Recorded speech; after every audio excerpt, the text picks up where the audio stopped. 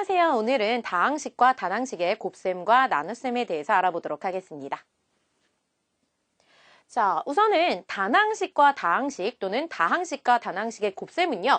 우선은 분배 법칙을 이용해서 계산을 한다라는 게 되게 중요해요. 그 다음에 자, 오늘 또 이제 전개와 전개식이라는 것도 배울 건데요. 전개는 이 분배 법칙을 이용해서 다항식과 단항식의 곱셈을 하나의 다항식의 꼴로 나타내는 그 과정을 전개라고 합니다. 자, 이 전개를 통해서 나온 이 다항식들을 통틀어 우리는 전개식이라고 부르죠. 자, 예시를 통해 한번 알아보도록 할게요. 자, 밑에 선생님이 단항식과 다항식의 곱을 한번 나타냈는데 자, 얘네들이 분배 법칙을 통해서 이렇게 하나하나 곱해져 나오는 그 과정을 전개라고 하고요. 그 전개를 통해서 여기 정리되어 있는 이 다항식을 우리는 전개식이라고 부를 거예요. 자, 그러면 선생님과 함께 예시 통해서 조금 더 자세하게 알아보도록 할게요. 자, 두 식의 차이점에 대해서 배울 거예요. 자, 두 식이 차이라고 하는 건 결국에 괄호가 있고 없고의 차이인데 자, 그 괄호가 있고 없고의 차이에 대해서 좀 더 자세하게 알아보자면 선생님이 크게 위아래 두 가지 식으로 나눠놨어요. 자, 위에 있는 식은요. 자, 괄호랑 괄호가 붙어있네. 그러면 두 개가 붙어있다는 건 가운데 이렇게 곱하기가 숨어있다는 뜻이다. 자, 곱하기가 숨어있으니까 결국에 위에 1번식은요. 다항식과 단항식의 곱으로 나타낼 수 있다라는 거죠. 자, 이렇게 단항식과 다항식의 곱은요. 결국에 분배 법칙을 이용해서 또 이렇게 하나하나 곱해서 나타내시면 되고요. 정리하면 식이 이렇게 정리가 되죠. 자, 두 번째는요. 자, 이 식과 이 식은요. 괄호로 붙어있지 않죠. 그냥 곱셈식이 아닌 그냥 간단한 뺄셈식이에요. 그래서 다항식과 단항식의 뺄셈식이다라고 생각하시면 되고요.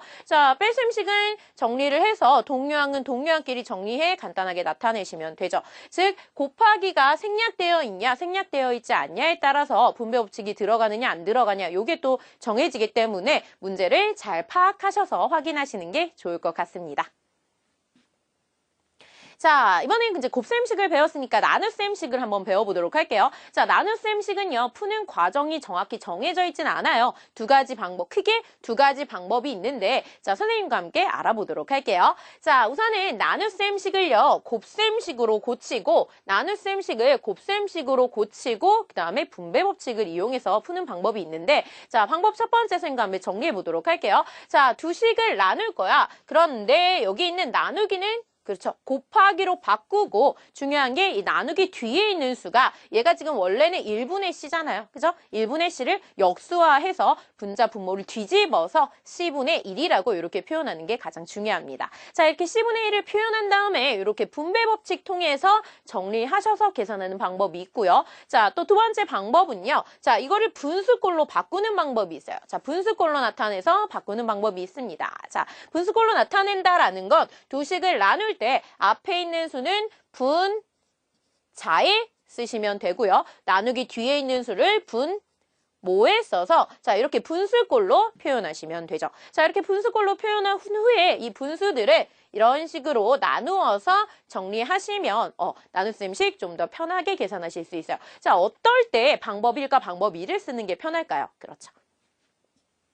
나누는 식이 분수일 때는 방법 1을 사용하는 게 편하시고요. 나누는 수가 정수나 자연수일 때는 방법 2를 써서 표현하시는 게 조금 편리합니다. 자, 그렇지만 요거는 정해져 있는 건 아니에요. 그러니까 학생들이 조금 더 편하신 방법을 찾아서 계산을 하시면 그렇게 어렵지 않게 나눗셈식도 공부하실 수 있을 것 같습니다. 자, 이번에는 선생님과 요 두 다항식과 단항식의 나눗셈을 좀 간단하게 정리해 보도록 할게요. 앞에 배운 방법 1과 2를 다 사용해 보도록 할 건데요. 자, 방법 1 같은 경우에는 나누기를 여기 있는 곱하기로 바꾸고요. 뒤에 있는 1분의 A를 역수화시켜서 A분의 1 이렇게 바꾸시면 되죠. 자, 이렇게 바꾸어서 먼저 표현을 하시고요. 분배 법칙을 통해서 이렇게 곱해서 식 두 번째 식 정리하시면 될 것 같습니다. 자, 그 이후에 자, 이렇게 각각 약분도 해야 되겠죠? 그래서 약분해서 마지막 식까지 이렇게 정리하시면 방법 1 간단하게 구하실 수 있고요.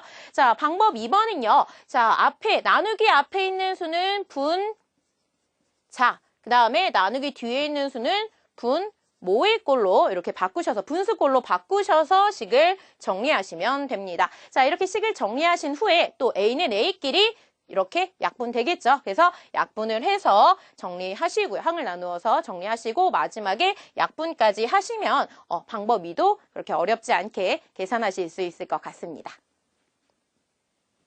자, 마지막 마무리 한번 해볼게요. 자, 다항식과 단항식, 또 단항식과 다항식은요, 결국에 분배 법칙을 꼭 이용해서 계산을 해야 한다라는 거. 자, 그 다음 분배 법칙을 이용해서 그 식을 정리하는 과정을 전개라고 하고 그 전개를 통해 나온 다항식을 우리는 전개식이라고 부르죠.